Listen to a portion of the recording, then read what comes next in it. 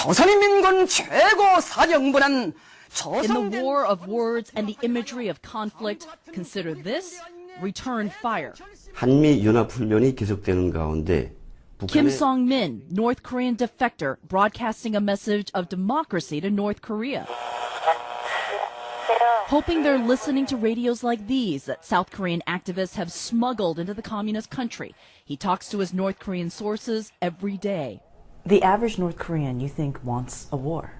예, 북한 주민들은 자기네 싸우면 이긴다고 생각을 하고. Yes, they do, he says. They think they will win a war and escape their difficult lives through war. Kim points out that North Koreans don't get any information other than state-controlled media. But the men in the military, says Kim, tell him they know the regime will lose the fight. The international community, especially the United States, thinks of Kim Jong-un as a madman. Is he a madman?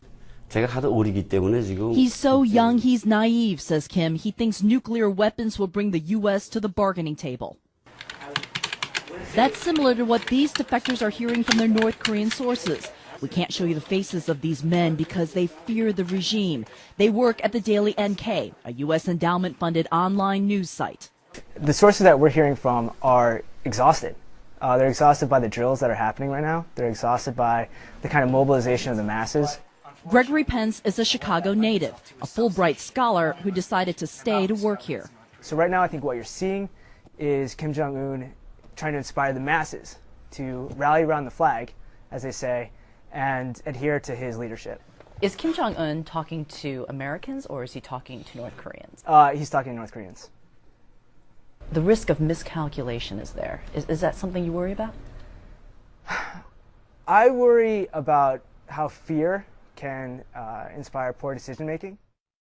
And that's a concern from the Pentagon that a miscalculation could mean that they trip into war. But something we should point out, North Korea today called the United States, quote, a boiled pumpkin.